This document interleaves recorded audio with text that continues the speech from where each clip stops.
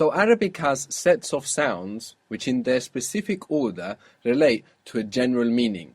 We saw ha, b being about loving or liking, as in habibi, my dear or my darling or my friend even. We saw sh, r, b related to drinking, as in sherbet and syrup, these English words of Arabic origin.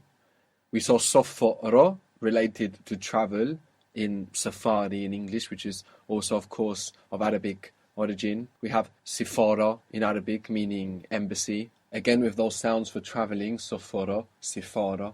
So there are sets of root sounds which relate to different general meanings, and then certain patterns we can fit those root sounds into to give us a more specific meaning. And this is what we will be most interested in during our exploration of Arabic. A good working knowledge of roots and patterns in Arabic allows you to guess the meanings of words you don't know and to experiment with forming words that you otherwise wouldn't have. So right from the outset, we want to establish the habit of identifying root sounds in the vocabulary that we see. You want to do this whenever you come across a new word. Try to identify what are the roots. Now, in the simplest words, to identify the root sounds, we just have to get rid of any vowels. The word for coming in Arabic is gay in Egyptian Arabic. Gay. Gay. Good. How am I saying it? Gay. Do you notice something there that might sound odd to an English-speaking ear? The Y seems longer than usual. Good. There's two Y's there. Good. And you must pronounce them both if you have two Y's in Arabic. You will hear them clearly and you must reproduce them clearly. Gay. Good. Gay. So what are the roots here? Gay, yeah, you mean? Yeah. Gay, yeah. Good. And there's two Y, just like we had two B's in Habibi. This is possible. Now, the order of the roots is never going to change. If the order changes, then it's a different root. It's a different meaning. So we keep this order, just as we had ha, b for love and liking from Habibi. Here we have g, y from gay. Coming, gay. The word for I in Arabic is ana. Ana. Now, in Arabic, generally speaking, there's no word for am, there's no word for are, there's no word for is. So if you want to say I'm coming, you only have to say I and then coming. So how would that sound? Ana gay. Good, very good. Ana gay. If it's obvious, you mean you. No, maybe somebody calls you and says, where are you? And you want to say I'm coming. You don't have to use the word for I. So it would just be gay. Gay. There's no problem there to put ana gay. But you don't need to all the time. If by the context is obvious who you're talking about, you can just use these words by themselves. We won't use any unhelpful grammatical terminology in this course, but still some words it's good to define what are they, because you'll notice in language that certain groups of words or types of words behave in a certain way. So it's good to clear up what is a verb. A verb is a to word in English, a word we can put to in front of. To go, to come, to be.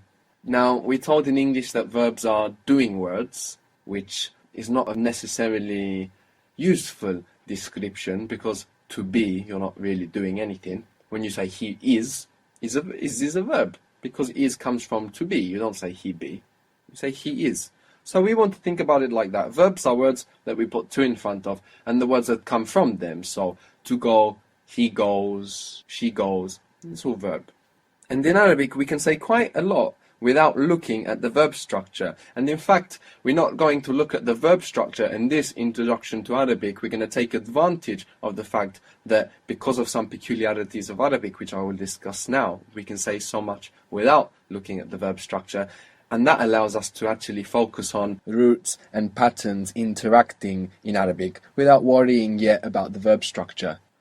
So there are two main reasons why we can say so much in Arabic without looking at the verb structure. One of these reasons is that we have no word for is or am or are. So to be in the present in Arabic is mostly invisible. So that allows us to make sentences with am, is and are without using those words. So for example, we said I am coming, which was Ana gay. Ana gay, good.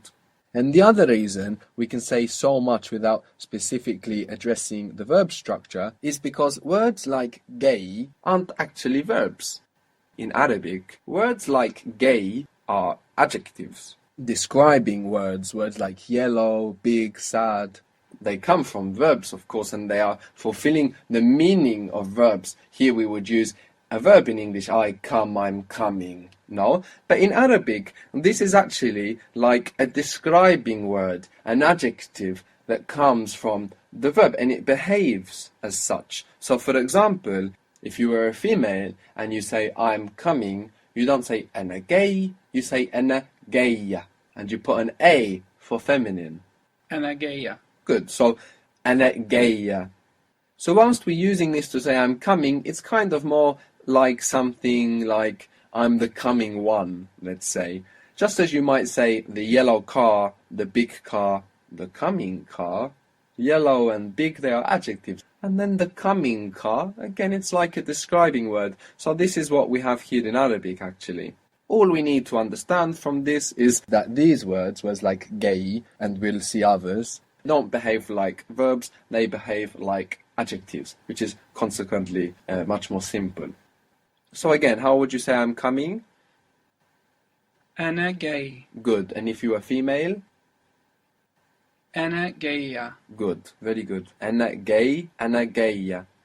Now that we know how adjectives behave for masculine and feminine, we can do something very useful in Arabic. We can turn our friends' names into vocabulary. In Arabic, names mean something. They carry some meaning. When you give your child a name, some of the time maybe you are naming them after somebody, and maybe some of the time actually you are choosing the meaning behind that name when you give that name. So to give you an example, you might have heard the name Karim. Did you ever hear Karim? Yep.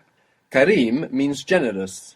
So whilst this is a name, the name actually also is an adjective. And that adjective, you can use it. You can say, I'm generous. So how would you say that? Ana Karim. Ana Karim. Now if you say Ana Karim, depending on the context, somebody might understand, okay, I'm Karim, my name's Karim, or I'm generous. Of course, from the context you will understand that. And even in Arabic, people sometimes kind of make jokes with this. Double meaning. Yes, exactly. So, Ana Karim, I'm generous. What if you were female? Ana Karima. Ana Karima. And you did something very natural there. There's a long vowel on Karim, Ana Karim. And you made it shorter when you put the A, Ana Karima. And that's correct and very natural. Have you ever heard the name Amin? Yes. Yeah? You have it in Turkish as well? Yeah, we have. Yeah, I mean, it means to be sure. In Arabic, it's honest. You can see the connection now between sure and honest. When words move between languages, the meanings can change. This one is quite a slight change, and even in English, we sometimes use the word sure to ask if someone is telling the truth. We can say, are you sure?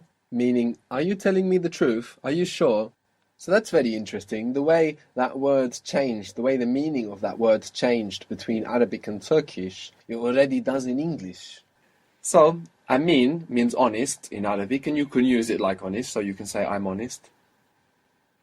Ana Amin. Ana Amin, and if you are female? Ana Amina. Good, Ana Amina. And of course the names as well have a masculine and a feminine, so you may hear Karim or Karima as a name, Amin or Amina as a name. And you can ask people what their names mean, and also you can ask or check by listening if it's used, because not all of the names are used currently as adjectives. Even if they're not used as adjectives, just asking people what their names mean and having a look what the roots are will increase the bank of roots you have to work with. How again was the word for coming?